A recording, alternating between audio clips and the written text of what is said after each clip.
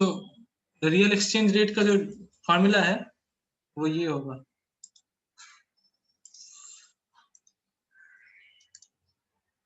is equal to PF. Now what is PF? Price level in the foreign country divided by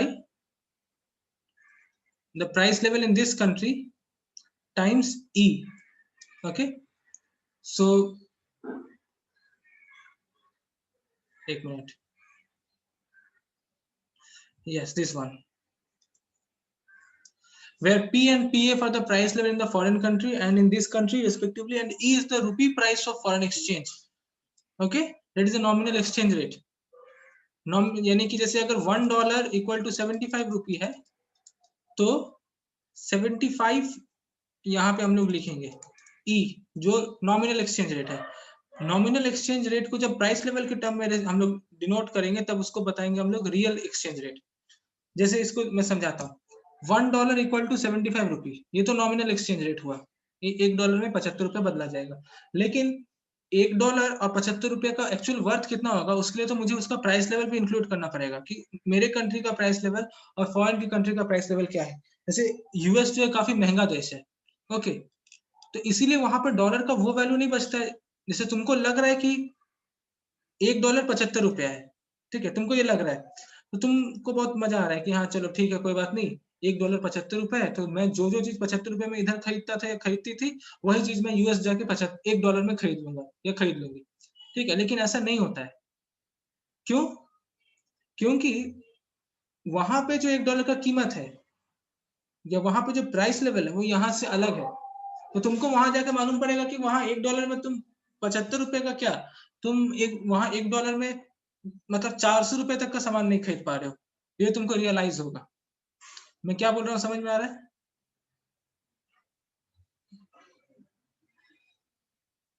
hello, हाँ भैया। हाँ आया ना? जैसे तुम्हें लग रहा है कि जैसे $1 75 रुपए it's the nominal exchange rate, so you are thinking that you can spend $1 rupee in US and you can get something which is worth 75 rupees in India. Okay, very good. But when you go to US, you realize that on spending $1, you basically cannot have something which is worth of 75 rupees over there, because the price level in India and the price level in US are very different. India में तुमको 75 रुपए में suppose एक plate noodles मिल जाएगा, तो तुमको ये लग रहा है कि यूएस में तुमको $1 में एक प्लेट नूडल्स मिल जाएगा, बट ऐसा नहीं है। वहां पे तुमको एक प्लेट नूडल्स खाने के लिए शायद $8 से $9 देना पड़े। तो नॉमिनल एक्सचेंज रेट से तुम अपना आइडिया नहीं लगा सकते। वहां पे एक प्लेट नूडल्स का सपोज $8 प्राइस है, और $8 अगर प्राइस है तो वो इंडियन करेंसी में कितना हो रहा है? 75 टाइम्स 8, राइट? तो इट इज अराउंड 600 रुपीज। तो अगर 600 रुपीज हो रहा है तो तुमने क्या सोचा था? तुमने सोचा था कि 75 रुपए इंडिया में चाउमीन खाते हैं, वहां जाएंगे तो 75 रुपए यानी कि $1 में चाउमीन खा लेंगे, बट ऐसा नहीं होता है। So that is what is important, that is the real exchange rate. So when you are introducing real exchange rate, you have to introduce the price level also. So R is equal to nominal exchange rate times the ratio of the price level. Now is it clear?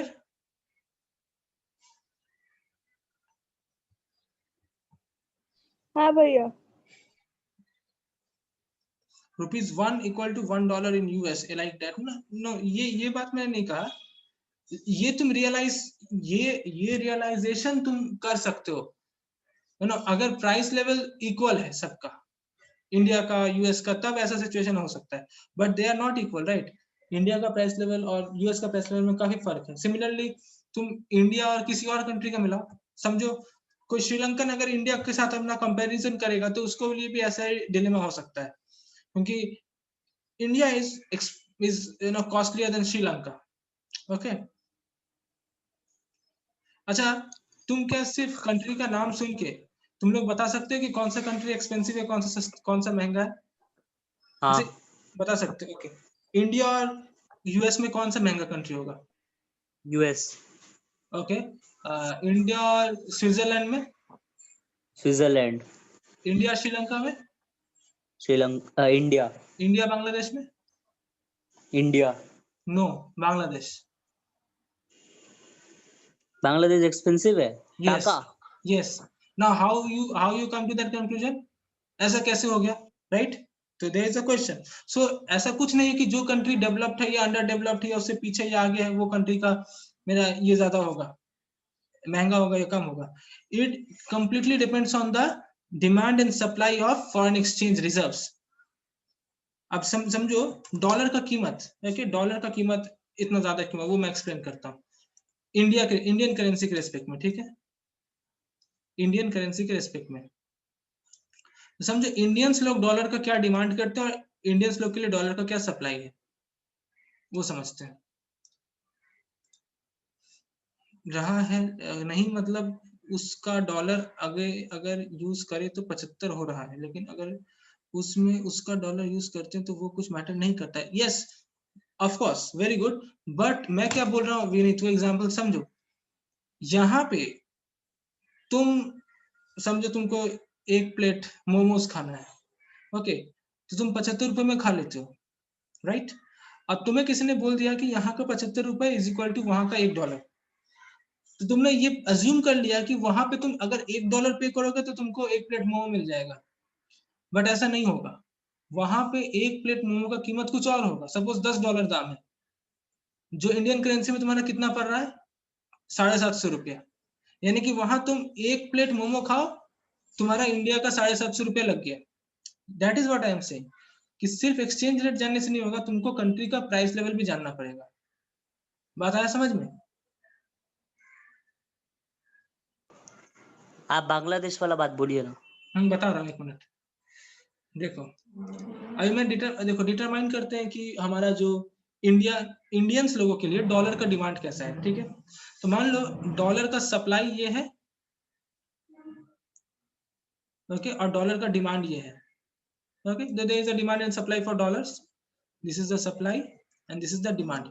अब ये equilibrium यहाँ हमें दे रहा है ये value, तो समझो ये आ रहा है 75 रुपीज पे. तो इससे पता चल रहा है कि अच्छा आज $1 का कीमत 75 रुपया, प्राइस लेवल 75 पे आ रहा है, ओके. नाउ सपोज अगले दिन डॉलर का डिमांड बढ़ गया, ओके, जस्ट अगले दिन डॉलर का डिमांड आगे चला गया, ओके, डिमांड का मूव टुवर्ड्स राइट. तो अमाउंट क्या होगा, डॉलर का वैल्यू क्या होगा, वो इंक्रीज कर जाएगा अगले दिन. सपोज 76 पे चला गया, राइट? अब समझो उसके रिटेलिएशन में जो सप्लाई था डॉलर का, वो उसने यूएस की तरफ से वो आगे आ गया, ओके. अब जैसे ही आगे आ गया सप्लाई, तो वापस इक्विलिब्रियम कहाँ बन गया, यहाँ पे वापस प्राइस तीसरे दिन 75 पे वापस लुढ़क गया, ओके. फिर चौथे दिन क्या हुआ, डिमांड समझो कम गया डॉलर का, और डिमांड कम के इधर आ गया.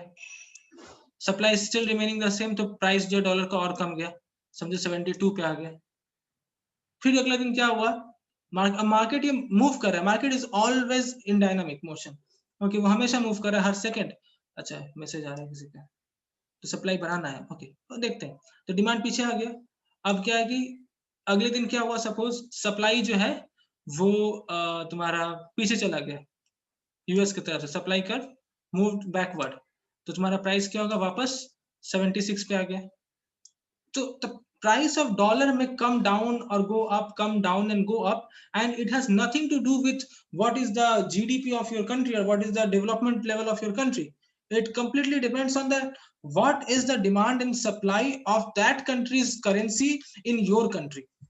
हमारे कंट्री में डॉलर का कितना डिमांड है और हमारे कंट्री में डॉलर का सप्लाई कितना है, इस पे डिपेंड करता है कि उस डॉलर का कीमत क्या रहेगा, which is eventually rising. अब ये इसका रीजन कुछ भी हो सकता है, कोई भी चीज का प्राइस कब बढ़ता है, कुछ भी रीजन हो सकता है ना. Try to understand this. कोई भी चीज का प्राइस कब इंक्रीज करेगा, this is the demand, this is the supply. Price कैसे इंक्रीज कर सकता है, या तो सप्लाई पीछे चला जाएगा तो प्राइस इंक्रीज करेगा, राइट, या तो डिमांड आगे आ जाएगा तो प्राइस इंक्रीज करेगा. तो देखो अगर डॉलर का डिमांड बढ़ रहा है हमारे कंट्री में तो प्राइस ऊपर रह सकता है, पहला सिचुएशन. दूसरा, dollar demand remaining the same, अगर डॉलर का सप्लाई कम गया तो प्राइस ऊपर जा सकता है डॉलर का, दूसरा कंडीशन। तीसरा कंडीशन, अगर डॉलर का डिमांड भी इंक्रीज कर रहा है, साइमल्टेनियसली डॉलर का सप्लाई भी डिक्रीज कर रहा है, तो प्राइस ऊपर जाएगा। So we have three condition when the price of dollar will go up, and just the reverse condition when the price of dollar will come down. Three reverse conditions. Okay, so ये depend करता है कि मैं कितना dollar demand कर रहा हूँ या कितना डॉलर मेरे को सप्लाई मिल रहा है। अब इंडियन फॉरेन एक्सचेंज मार्केट में डॉलर का डिमांड सप्लाई किस पे डिपेंड करता है? It depends on how much import and export which we are making. Dollar का डिमांड क्यों चाहिए हम लोग को? डॉलर क्यों चाहिए? मैं बोल रहा हूँ कि डॉलर का डिमांड इंक्रीज कर रहा है, इंक्रीज कर रहा है, इंक्रीज कर रहा है, the price is going up and up and up. So why do we need dollar? Why we are demanding dollar? Anyone can answer this question? Why we are demanding dollars? खरीदने के लिए, Yes, to buy the Import importables. To buy the importables, we need dollars. That's why we are demanding more and more dollars every year. And when we are not demanding more and more dollars, the price of dollar is moving up. The price of dollar would have been remained stable if by the increase in demand of dollar up to a certain extent should have been matched by the actual increase in the supply of dollars by the same extent, then the price would have been stable. जैसे कि dollar का demand इतना increase कर गया, अब ये price को increase कर देगा डॉलर का, लेकिन अगर इसके साथ साथ डॉलर का सप्लाई भी इक्वल अमाउंट में इंक्रीज कर जाता, समझो डॉलर का सप्लाई भी इक्वल अमाउंट में इंक्रीज कर जाता, okay, this was the initial demand moved from D to D dash, and at the same time supply of dollar also moved from S to S dash। तब देखो price level में कोई चीज नहीं होता है, इनिशियली भी यहाँ था और बाद में भी यही रहता है, तो प्राइस लेवल ऑफ डॉलर में कोई फर्क नहीं पड़ता, डॉलर का प्राइस लेवल स्टेबल रहता है। बट ऐसा हो नहीं पाता ऑलवेज, जैसे ही डिमांड बढ़ा वैसे ही सप्लाई नहीं बढ़ पाता डॉलर का, तो प्राइस मूव्स अप, ओके, या हो सकता है सप्लाई पीछे भी जा सकता है, ओके, तो प्राइस में move up, no, even more than that. Now, Vineet, I'm coming to you. You have raised your hand. Now, try to understand this. Now, why we are demanding dollars? Just to import, okay? And how dollar is getting supplied to us? By our export.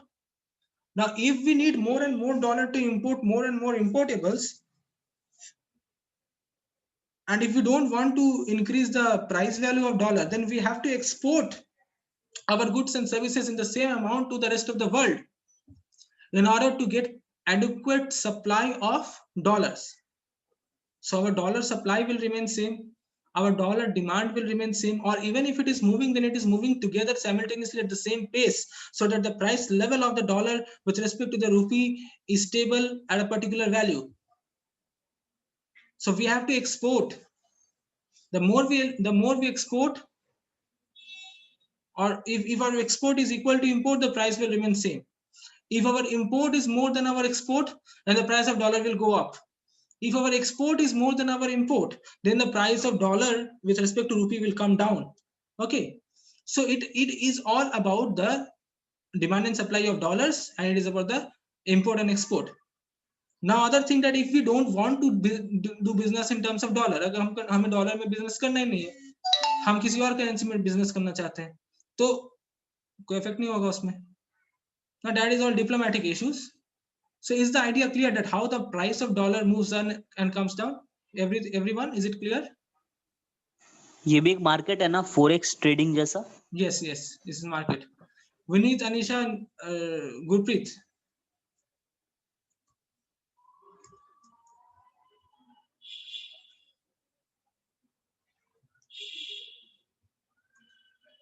Okay. Okay, Vineet has a question. ऐसा नहीं कर सकते क्या कि import कर लिए और payment rupees में कर दिए और फिर जैसे ही करेंसी वाला क्या बोला, इंपोर्ट कर लिए पेमेंट रुपीस में कर दिए और जैसे ही करेंसी वहां पहुंचेगा वो लोग वहां उसको कन्वर्ट कर लिया? नहीं, कन्वर्ट क्यों करेंगे वो लोग? और वो लोग तुम्हारे रुपीस को क्यों लेंगे? वो लोग तुम्हारे रुपीस को क्यों लेंगे? देखो, try to understand this.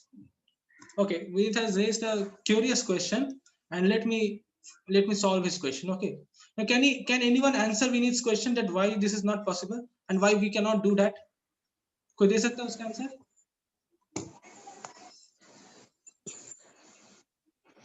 तो वो लोग तो लेगा ही नहीं ना क्यों? इंडियन रुपी, क्योंकि इंडियन रुपी का उतना वैल्यू नहीं है, वो लोग लेगा क्यों? और वो लोग भी जब अपना जब सामान इंपोर्ट या एक्सपोर्ट करेगा तो वो लोग को तो डॉलर ही लगेगा, क्योंकि दूसरा कंट्री तो इंडियन रुपी नहीं लेगा।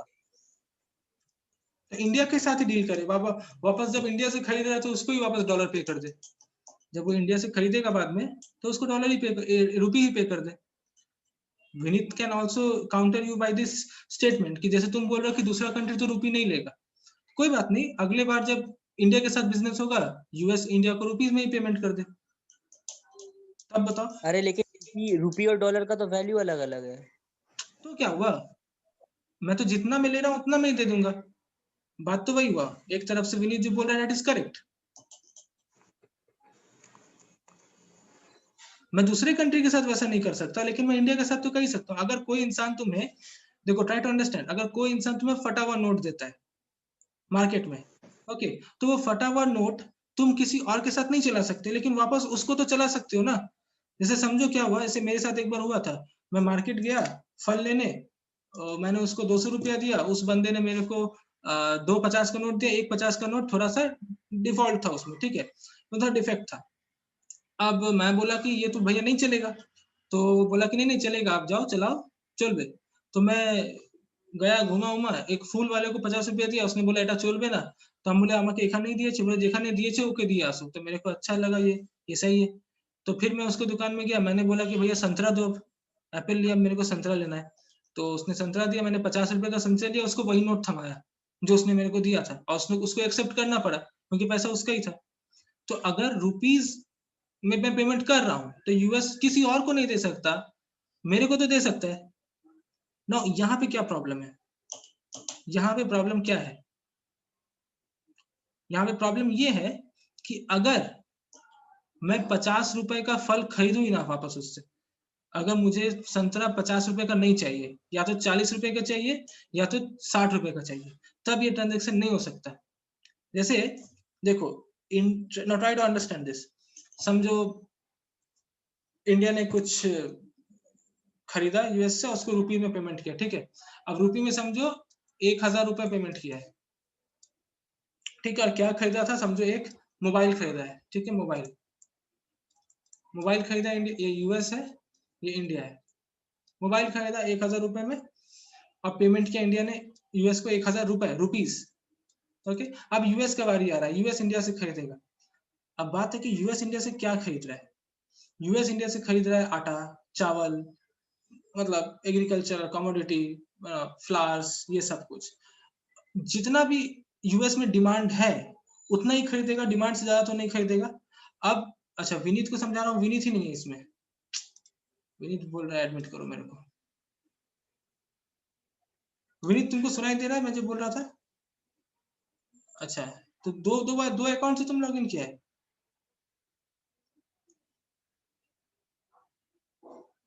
Okay okay.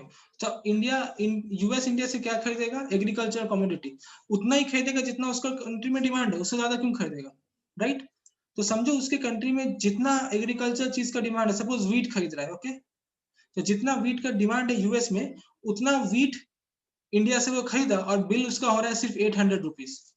तो 800 रुपीज तो इंडिया को लौटा देगा, जो एक्स्ट्रा 200 रुपीज है उसका वो क्या करेगा, राइट। तो वो जो 200 रुपीज है वो उसके पास मतलब एक लायबिलिटी के तौर पे 1 साल तक रहेगा, जब तक अगले साल वापस डील नहीं होता है, और अगले साल प्राइस लेवल अलग हो सकता है। तो 200 का जो आज वैल्यू है, हो सकता है अगले साल 200 का वो वैल्यू ना हो, तो इंडिया भी उसके साथ बिजनेस नहीं करेगा, यूएस भी उसके साथ बिजनेस नहीं करेगा।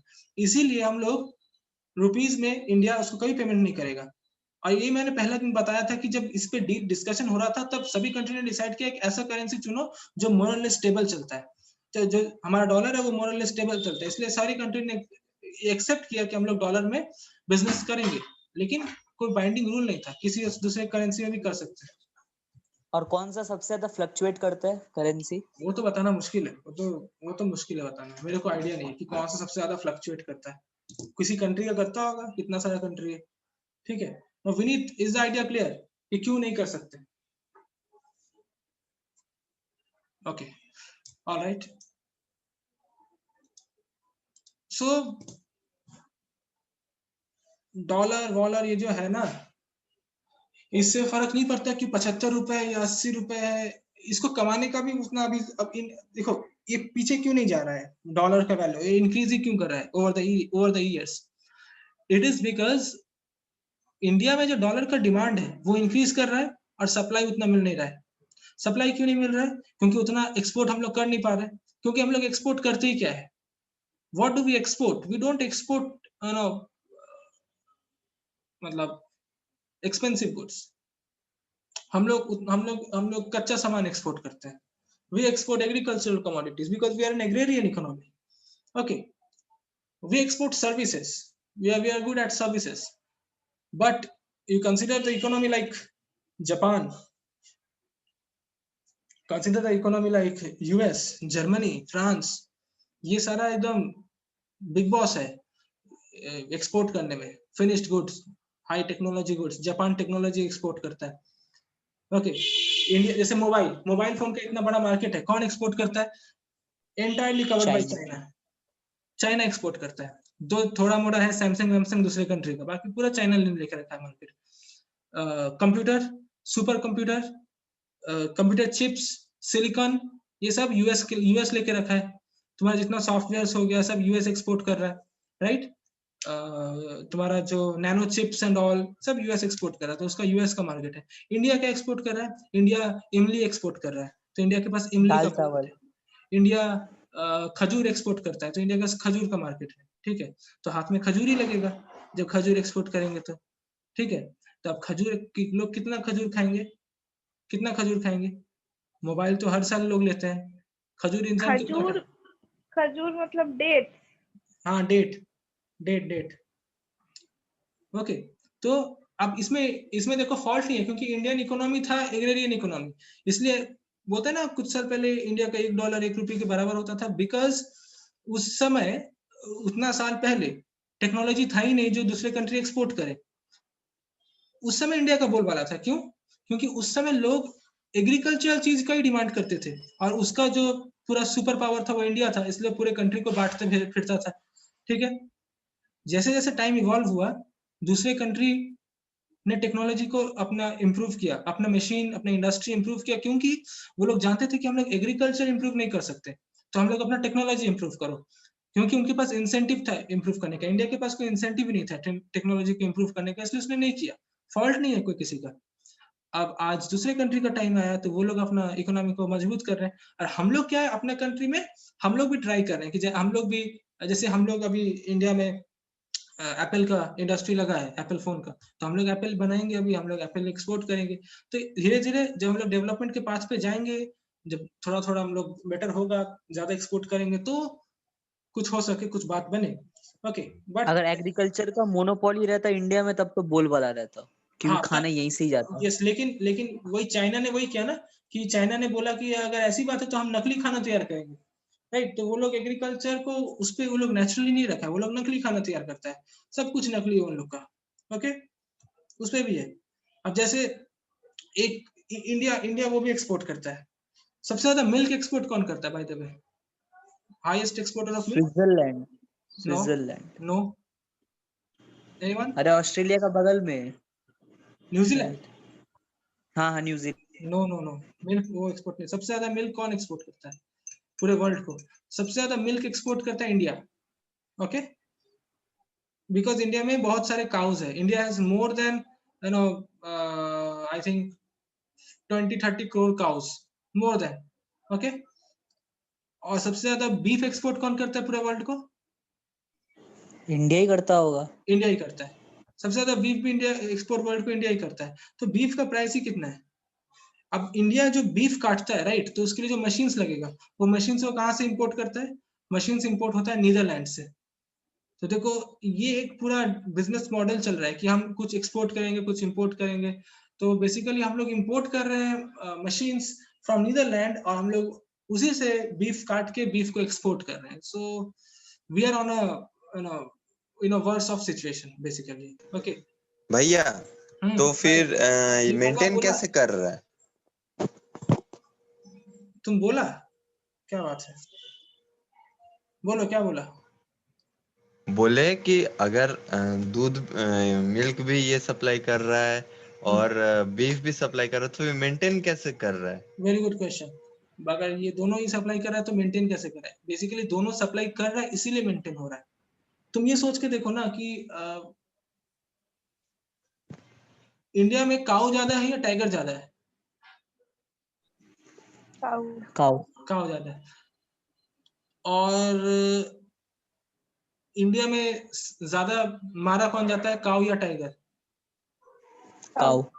तब भी लोग ये क्यों बोलते हैं सेफ टाइगर? सेफ काऊ भी तो बोल सकते हैं।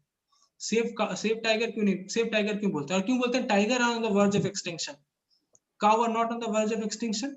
काऊ तो ज्यादा काटा जा रहा है, राइट? और काऊ एक्सटिंक्ट होता भी नहीं है। देखो अगर जिस हिसाब से काऊ को काटा जा रहा है उस हिसाब से तो काऊ तुरंत एक्सटिंक्ट हो जाना चाहिए, लेकिन काऊ एक्सटिंक्ट नहीं होता है और टाइगर उससे बदले एक्सटिंक्ट हो जाता है। इसका रीजन नंबर ऑफ टाइगर्स कम है। क्या कम है? Number of tiger. लेकिन काटा तो नहीं जा रहा है ना, मारा तो नहीं जा रहा है। काऊ को तो हर रोज कम से कम हजारों काऊ कटता होगा, तो जिस हिसाब से कट रहा है उसको एक्सटिंक्ट होना चाहिए, लेकिन वो एक्सटिंक्ट नहीं होता है। जिस हिसाब से चिकन कटता है, क्लाइमेटिक कंडीशन। जिस हिसाब से क्लाइमेटिक कंडीशन। नो, जिस हिसाब से चिकन कटता है, चिकन को एक्सटिंक्ट हो जाना चाहिए, चिकन एक्सटिंक्ट नहीं होता है। जिस हिसाब से मीट कटता है, मटन, वो एक्सटिंक्ट हो जाना चाहिए, वो एक्सटिंक्ट नहीं हो रहा है। क्यों? तो भैया सब खाता है इसलिए। Yes, very good. सब खाता है इसीलिए बिकॉज टाइगर का मार्केट में डिमांड नहीं है, लेकिन काऊ का मार्केट में डिमांड है, चिकन का डिमांड है। अब जब डिमांड है तो जो प्रोड्यूसर्स है वो उसका प्रॉपरली सप्लाई करेंगे, और इसीलिए चिकन का एक पर्टिकुलर फार्म बना हुआ है, पोल्ट्री फार्म। काऊ का एक इंडस्ट्री बना हुआ है, बीफ इंडस्ट्री, जहां वो लोग बीफ को रेज अप करते हैं और वही रेज अप करके उसको सप्लाई करते हैं। तो उनके पास एक फ्लो है, मतलब जिस हिसाब से बीफ बन रहा है, मतलब कट रहा है काऊ, उससे डबल या ट्रिपल स्पीड में वो लोग को बीफ बनाना पड़ रहा है। इसलिए बीफ बनता है कैसे? इंजेक्शन देके उसको बड़ा करना, उसको ब्रीडिंग कराना जबरदस्ती। एक काऊ को लाइफ टाइम में 12 बार ब्रीडिंग कराया जाता है, जबकि उनका लाइफ एक बार में 2 से 3 बार का ब्रीडिंग होता है, लेकिन जबरदस्ती ब्रीडिंग कराना। अब जैसे देखो कुत्ता लोग का भी एक इंडस्ट्री है, राइट? तो कुत्ता लोग का जो इंडस्ट्री है उसमें उन लोग को जानबूझ के ब्रीड कराया जाता है ताकि ज्यादा कुत्ता बने और ज्यादा कुत्ता को बेचा जाए। तो जहां भैया डिमांड है, एक बार में काऊ कितना बच्चा देता है? एक ही बच्चा देता है काऊ एक बार में। एक बार में काऊ एक ही बच्चा देता है, ओके। और अपने लाइफ में 2 बच्चा देता है वो काऊ, 2 या 3, लेकिन उसको जबरदस्ती 12 बार या 13 बार बच्चा दिलवाया जाता है, because it is an industry जहां डिमांड को फुलफिल करना है। तो जिस हिसाब से बीफ कट रहा है उससे डबल या ट्रिपल स्पीड में बीफ प्रोड्यूस हो रहा है। लेकिन टाइगर के केस में ऐसा नहीं है। टाइगर जिंदा रहे या मरे, प्रोड्यूसर्स को कोई फर्क नहीं पड़ता है, बिकॉज उसका कोई डिमांड नहीं है। बात है समझ में? तो ऐसे तो हम टाइगर को भी ये कर सकते हैं। या अगर डिमांड करो टाइगर को तो कर सकते हो, लेकिन उसके लिए कुछ प्रोड्यूसर्स होना पड़ेगा। देखो एक चीज बोला गया था कि कैपिटलिस्ट मार्केट में अगर तुम डिमांड करोगे कि मुझे मरना है, तो प्रोड्यूसर लोग तुमको मतलब जहर भी बेचेंगे, ठीक है? अगर तुम कुछ भी डिमांड करोगे वो बेचेंगे। अगर तुम डिमांड करोगे कि मेरे को कचरा चाहिए, तो वो लोग कचरा भी बेचेंगे, गार्बेज भी बेचेंगे। जो चीज का डिमांड रहेगा वो चीज बिकेगा मार्केट में, ओके।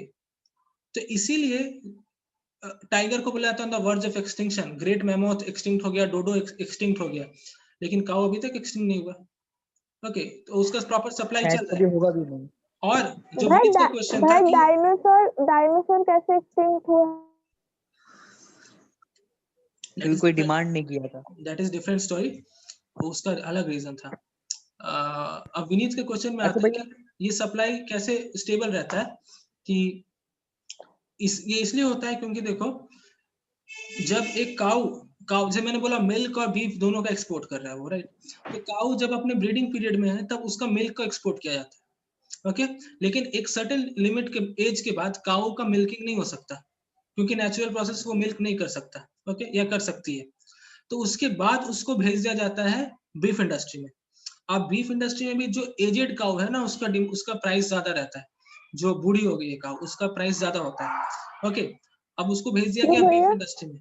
अभी जो उसका बच्चा हो रहा है ना, मैं बोला 12 बार बच्चा पैदा कराया जाता है। अब उस 12 बार में अगर लड़की पैदा हुई, यानी कि काऊ पैदा हुई, तो उसको रेज अप किया जाता है ताकि उससे मिल्किंग कराया जाए, ब्रीडिंग कराया जाए फ्यूचर में। अगर उससे बछड़ा होता है तब उसको बचपन में ही भेज दिया जाता है या तो लेदर इंडस्ट्री में या तो बीफ इंडस्ट्री में। तो इंडिया भैया एक्चुअली वो बूढ़ी काऊ का दाम ज्यादा क्यों देता है? वो डिमांड पे शायद टेस्ट ज्यादा मजा आता होगा उसको खा के, इसीलिए। वो रीजन मुझे नहीं पता, ठीक है। और ये जो इंडिया एक्चुअली लेदर इंडस्ट्री में भी इंडिया काफी आगे है लेदर इंडस्ट्री में। तो जो बछड़ा होता है उसको लेदर इंडस्ट्री भेजा जाता है, जो बछड़ी होता है उसको रेज अप किया जाता है फॉर काउ। इसलिए जो डिमांड है दोनों का एक साथ चल रहा है, कोई एक्सटेंड नहीं तो कर रहा है। भैया वो बछड़ा को मार देता है बचपन में? तुमने वीडियो नहीं देखा? भेजूं वीडियो मरते हुए? नहीं नहीं नहीं नहीं नहीं नहीं एक वीडियो मेरे को मिला था, एक प्रेग्नेंट काऊ थी, उसको काटा गया और उसके पेट में सेमी डेवलप्ड बच्चा था, उसको निकाला गया, फिर उसको भी काट दिया गया। क्यों? वो इंडस्ट्री में, बीफ इंडस्ट्री में।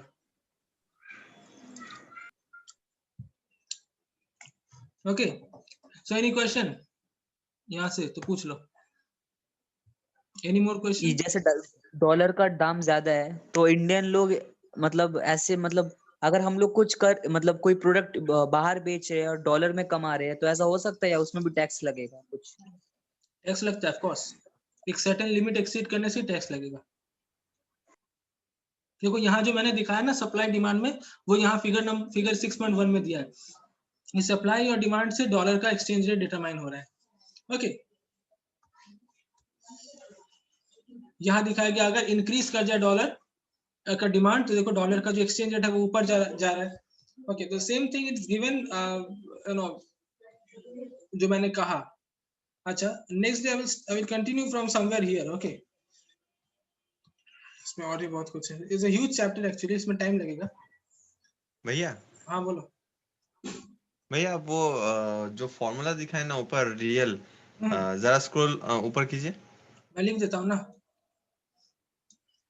Real exchange rate equal to nominal exchange rate into price level of foreign country by price level of your country. Oh ठीक है, तो मतलब वो ई क्या था? नॉमिनल एक्सचेंज रेट, जैसे और वो पीएफ हो रहा है price rate of foreign exchange. Price level of foreign country, और पी हो रहा है अच्छा price fine. Level of our country. अच्छा ओके, ऑल राइट। तो मैं रखता हूँ इसको, आज हम लोग थर्सडे को मीट करते हैं। और दिवाली कौन से दिन है, कोई बताएगा मेरे को? 14। 14। डे डे डे बताओ। सैटरडे। ओके, सो दिवाली के बाद ऑफलाइन क्लासेस आते हैं। ओके ओ ये okay, good bye. Bye bye. भैया।